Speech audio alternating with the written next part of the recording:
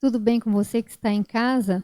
Mais uma semana e nós estamos aqui para estudarmos a lição da Escola Sabatina.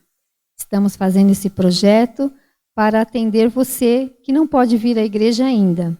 Mas, assim que puder, estamos aguardando, porque não há nada melhor do que estarmos aqui na casa do Pai, congregando junto com os irmãos. Nós estamos na lição número 6 esta semana. Espero que você tenha aí o seu guia, né, a sua lição, para poder acompanhar conosco e desfrutar desses momentos maravilhosos que iremos passar aqui juntos. E hoje nós temos um convidado especial, como o Alisson já havia mencionado a semana passada. Quem vai responder as perguntas e direcionar a lição hoje é o irmão Walter, o ancião da nossa igreja.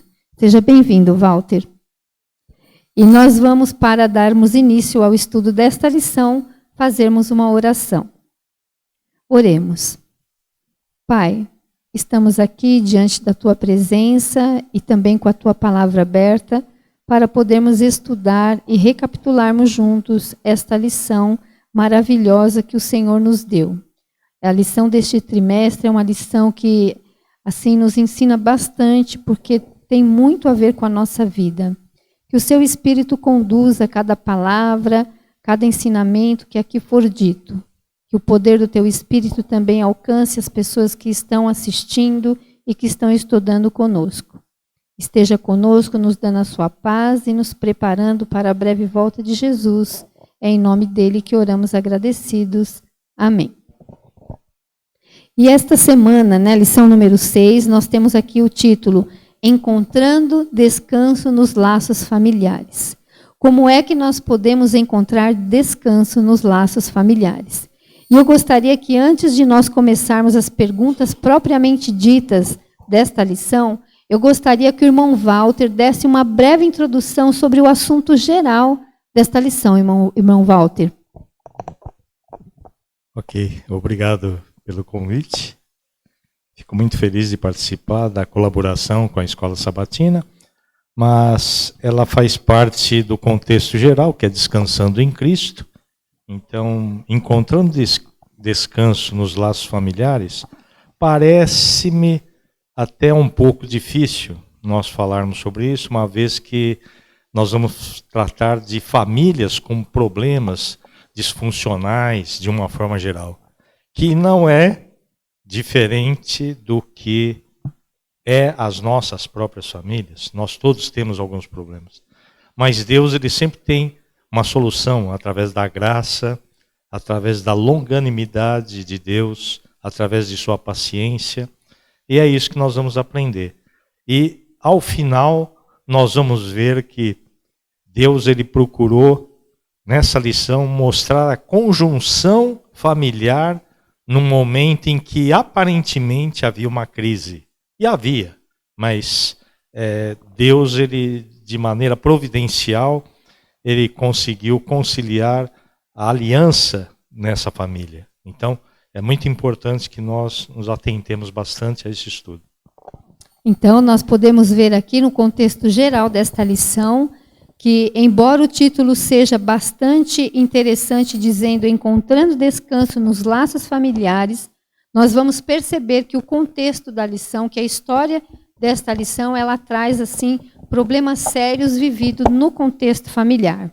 E eu gostaria agora que o irmão Walter nos explicasse o que é disfunção no lar e quais os passos para que essa disfunção aconteça dentro dos lares.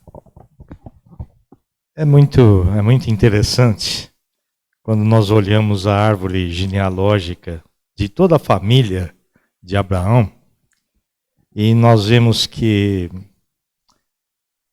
Abraão e Sara, mais Agar, mais Quentura, né, são mulheres que foram mulheres de Abraão.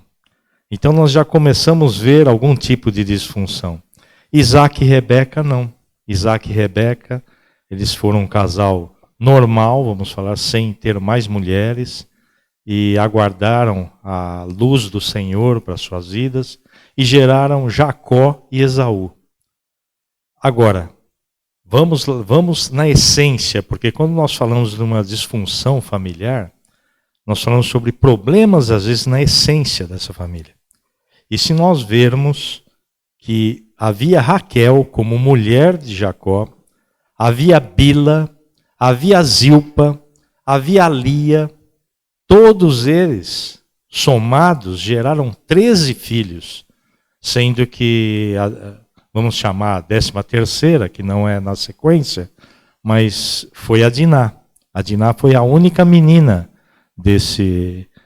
E por ter essa diversificação de mães, havia sempre uma espécie de conflito entre eles, ou como que se fala, uma competição entre eles. E o que nós podemos tirar disso? Nós podemos tirar que há uma desunião. E essa desunião, mesmo dentro das famílias regulares, vamos colocar famílias regulares, que isso não é uma discriminação, mas pai, mãe e 5 filhos. Vamos supor que nós falemos sobre pai, filho e cinco filhos. Nós vemos o quê? Nós vemos muitas vezes que há uma competição entre esses filhos. E não foi diferente na vida de Jacó, após ter gerado, vamos nos ater à história de José, aonde José era o mais querido dos filhos. Até então ainda não havia Benjamim. Benjamim ele veio bem depois. E José ele causou muita irritação nos seus meio-irmãos, porque nós estamos falando aí de 4 mães para 13 filhos. Então, essa competição acirrada havia e culminou certamente num desagrado e numa desagregação familiar. Essa família acabou se destituindo, não veladamente, mas havia uma desunião muito forte. E é assim que você começa. Deus ele nos ensinou a sermos marido e mulher. Ele não falou marido, 2 maridos com 3 mulheres com 1 marido. Não foi assim que ele ensinou. E quando nós saímos dessa linha de raciocínio do nosso Senhor Deus, na sua constituição feita no Éden, certamente vai ter consequências. Então nós podemos concluir aqui sobre a disfunção familiar, é que quando nós tomamos decisões pelos nossos próprios ímpetos, passando por cima daquilo que Deus orientou, nós acabamos causando disfunções na nossa vida pessoal, se vivemos sozinho, ou disfunção na nossa família, né? Porque mesmo que a gente viva sozinho, nós temos família. E a exemplo sempre dos pais ou das referências familiares que nós temos, nós também vamos seguir. Uma coisa interessante aqui, irmão Walter, que no comentário, no finalzinho da lição de domingo, fala aqui que, apesar dessas famílias, da desestrutura dessas famílias, algumas dessas pessoas são mencionadas na galeria dos heróis da fé. Você poderia falar um pouquinho sobre isso? Posso falar sim. O que ocorre é que Deus, ele nunca omitiu as falhas que haviam na Bíblia em relação às pessoas, a conduta, seu caráter e assim por diante. Deus nunca... O que ocorria é que nós temos que separar as coisas como elas são. Os heróis da fé, eles se mostraram, por exemplo, Sansão ele se revoltou, Deus falou porque ele não poderia conhecer outros tipos de mulheres e assim por diante. Ele desobedeceu a Deus. Entretanto, a fé e a obediência que mais marca a presença de Hebreus 11, que é onde nós temos os baluartes da fé, ela sempre vem embasada numa característica muito importante, que ao final o próprio Sansão ele incorreu nisso, que é a obediência a Deus. É você refletir sobre aquilo. Deus, ele é misericordioso com todos, tanto que Deus, ele olha o coração. Olhe como ele fez com Davi. Deus, ele fala que Davi tinha um coração, o caráter de Davi era conforme o coração de Deus. Então, que maneira linda de enxergar as pessoas, mesmo diante das suas falhas, mesmo diante de estarem na galeria da fé, eram homens falhos, pessoas falhas, como nós todos. E Deus releva isso, mas ele lê o quê? Ele lê o coração de cada um. Como ele leu o coração de Esaú, como ele leu o coração de Jacó, ele leu o coração de cada um de nós, em detrimento das nossas falhas. Nós temos que perceber que nós temos um Deus de amor, mas, entretanto, nós temos, acima de tudo, um Deus justo. Fazendo aqui uma ligação com essa questão dos heróis da fé, da galeria dos heróis da fé, mesmo apesar das expectativas humanas em relação a essas pessoas mencionadas na galeria da fé, e a família de Abraão, que ocorreu toda essa disfunção, ainda assim, nós podemos escolher uma nova direção. Então, irmão Walter, Deus pode direcionar a nossa vida, apesar das disfunções familiares que temos? É verdade, é verdade. É imprescindível também, para que isso seja acelerado, catalisado, que as famílias estejam embasadas nos preceitos de Deus. Umas podem vir mais tarde, outras mais cedo, mas quando nós vemos a história de José, que fala que ele olhava ao longe, ele via as tendas do seu pai, porque ele tinha sido escravizado pelos medianitas, e ele acabou vendo ao longe, mas ele lembrava, isso Ellen White diz, que ele lembrava exatamente os ensinos que o seu pai tinha e orava a Deus. Deus mostrava para ele, no passado, como ele deveria se conduzir, e ele aprendeu isso. E ele fala assim, então seus pensamentos se voltaram para Deus de seu pai. Olha só.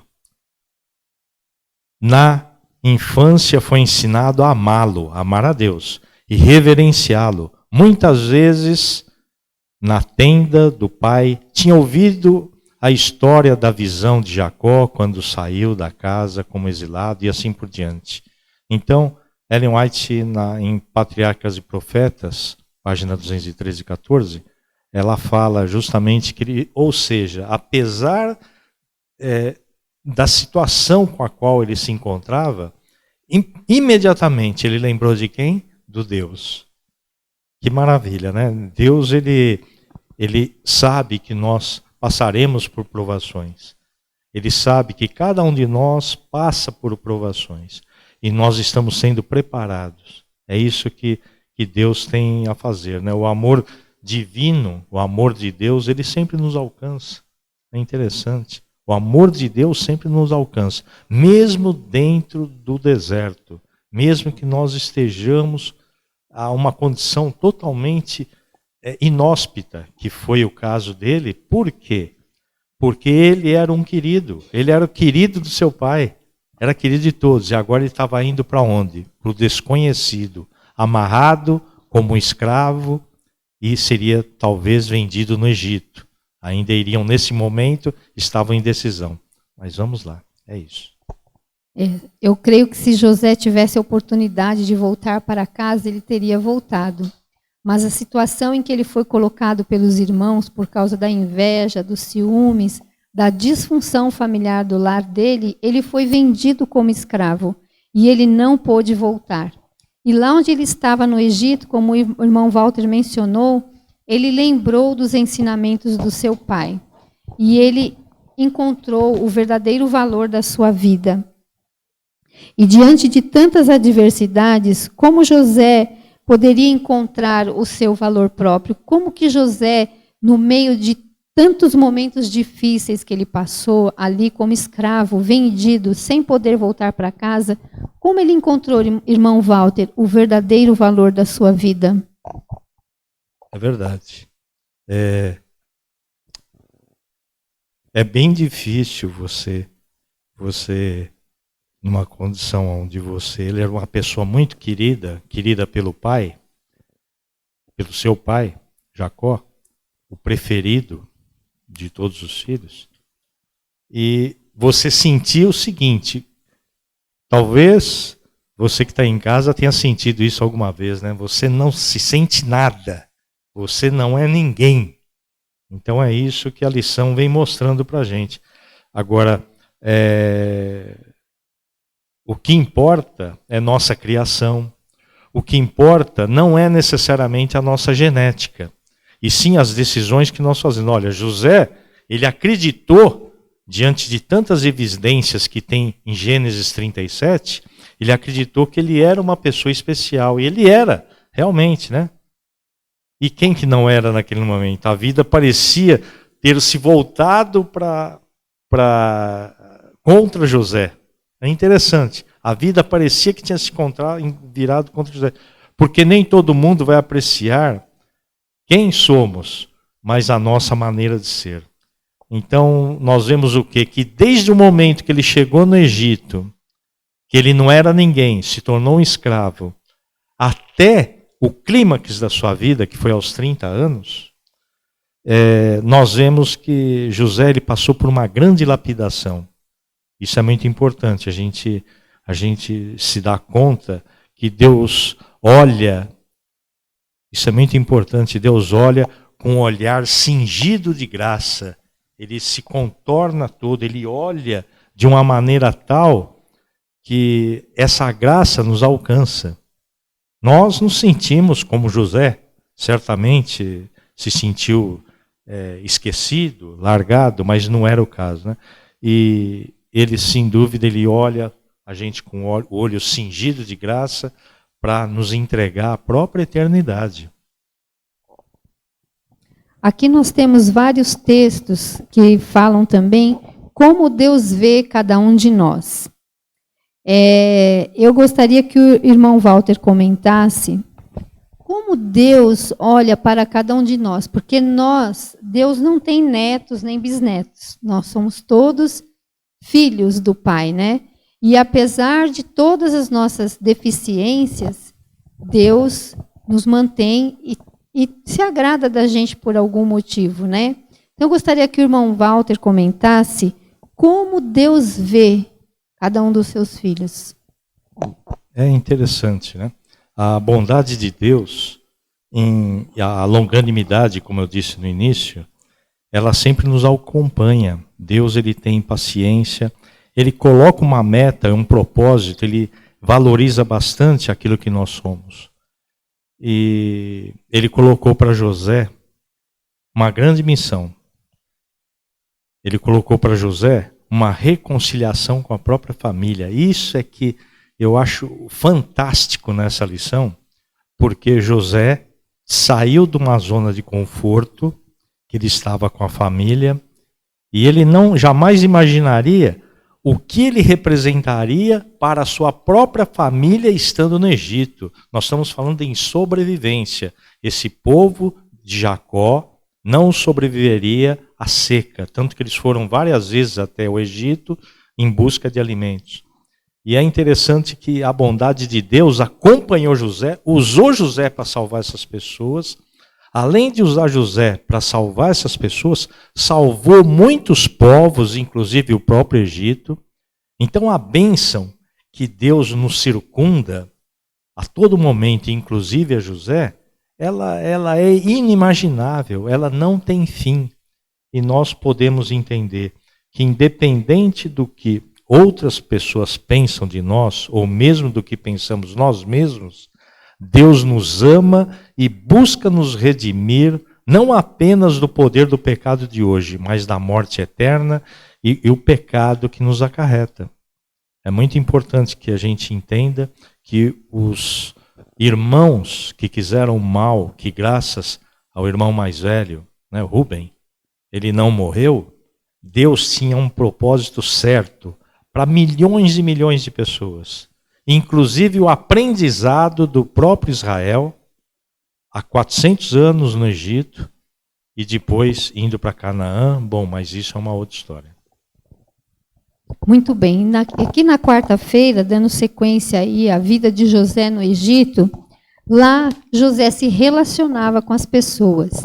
E nós sabemos que existem pessoas que são manipuladoras, né, que gostam de usar as pessoas para poder conquistar os seus objetivos, as suas coisas. elas não veem a gente como pessoas, seres humanos que têm sentimentos, mas vê como objeto para alcançar aquilo que elas querem. Será que José passou por situações difíceis em seus relacionamentos no Egito? E quais são os relacionamentos que Deus aprova, irmão Walter? José, ele acabou dando um excelente testemunho. Como todos nós, ele também não foi diferente. Um jovem com os hormônios à flor da pele, 17 anos, ele foi tentado várias vezes porque o próprio Potifar sabia da falta de idoneidade da sua esposa. Ele mesmo já conhecia. Potifar era um general de grande confiança do faraó, mas ele era um eunuco. E a sua esposa, sabendo dessa particularidade, José, um garoto viril, né, uma virilidade absurda aos 17, depois de 18 anos, e foi seguindo o seu caminho, de bom porte. Deus, na Bíblia, ele não costuma falar da beleza exterior das pessoas, mas ele citou a beleza exterior de José, e ela ficou encantada por ele. E como ela tinha dominação, como assim foi dito, essa dominação também quis ter acima de José. Mas foi preso, foi acusado injustamente. Ele deu um excelente testemunho. Aí é que está o papel de José, sendo um garoto, ele foi um excelente testemunho para nós sabermos que nós podemos ser tentados, sem dúvida nenhuma, mas nós temos que acreditar. O que ele fala, ele jamais poderia pecar contra o Senhor, pecar contra o Potifar, então o seu Senhor. Então, o Senhor do céu e o Senhor da terra, que era o Potifar. Ele jamais poderia fazer isso.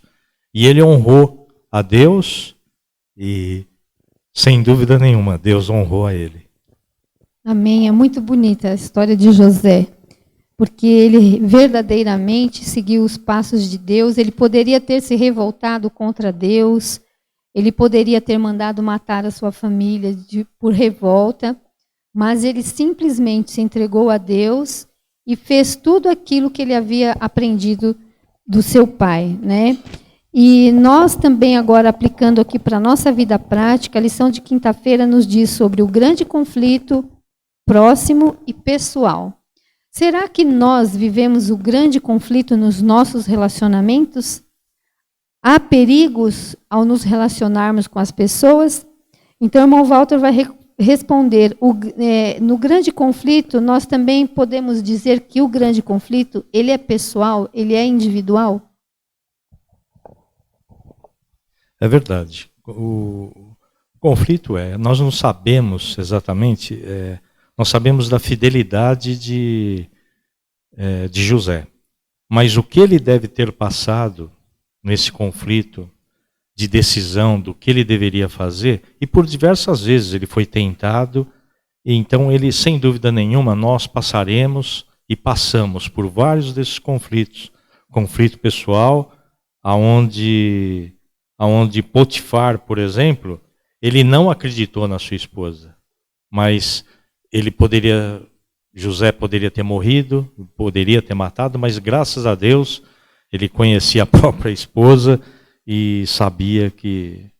Mas também tem um detalhe, como ele se deu bem, José, o carcereiro se dava bem com o carcereiro, ele mudou completamente. A história mostra que ele mudou completamente o ambiente carcerário da onde ele vivia, onde ele viveu por 13 anos, praticamente 13 anos, e ele foi preparado, ele foi lapidado. É assim que nós temos as nossas, infelizmente, nossa evolução espiritual. Muitas vezes nós maldizemos a Deus pelas mazelas que muitas vezes nós passamos, e nós podemos ter esse conflito que aparentemente está ocorrendo na nossa vida, ele tem um propósito, justamente nos preparar lapidar esse ouro, polir essa pedra preciosa. Aqui eu achei interessante o comentário aqui na lição de quinta-feira, que os nossos relacionamentos são reflexos em miniatura do grande conflito entre Deus e Satanás, que tem assolado o mundo ao longo dos tempos.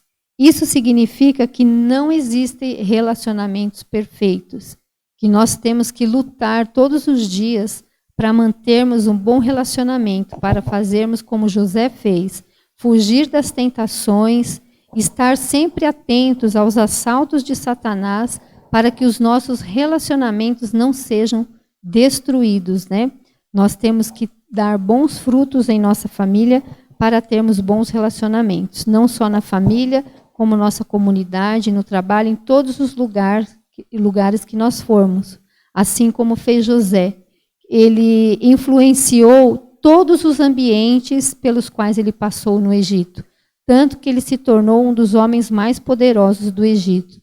É isso que Deus quer fazer conosco, né? Nos tornar pessoas influentes. Nós temos que influenciar e não sermos influenciados.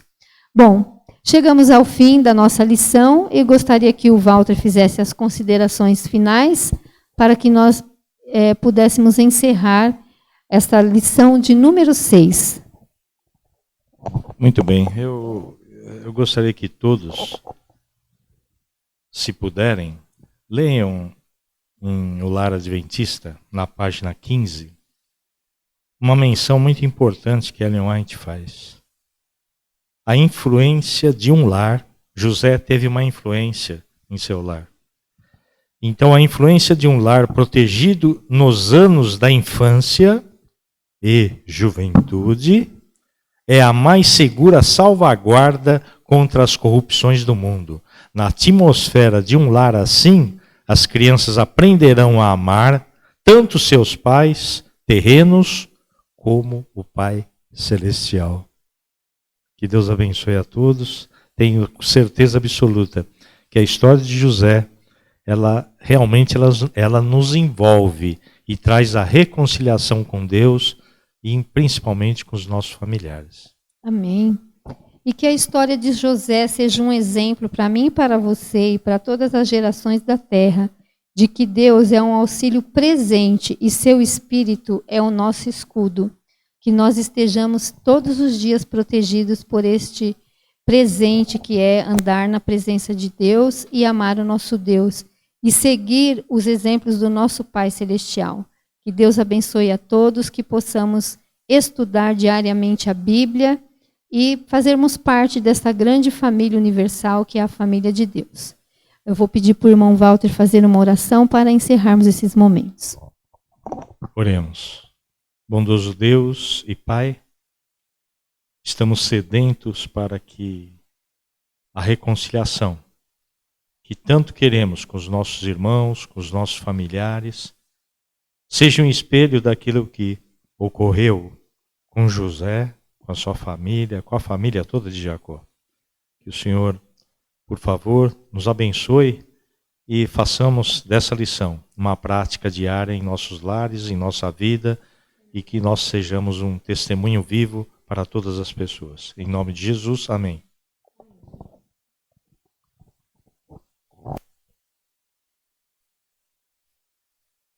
Até a próxima lição. Nós teremos na próxima semana aqui a presença do irmão Carlinhos, vai participar conosco na lição. Então não perca e não deixe de estudar a sua lição. Você será muito abençoado estudando a lição diariamente. Deus te abençoe e te guarde.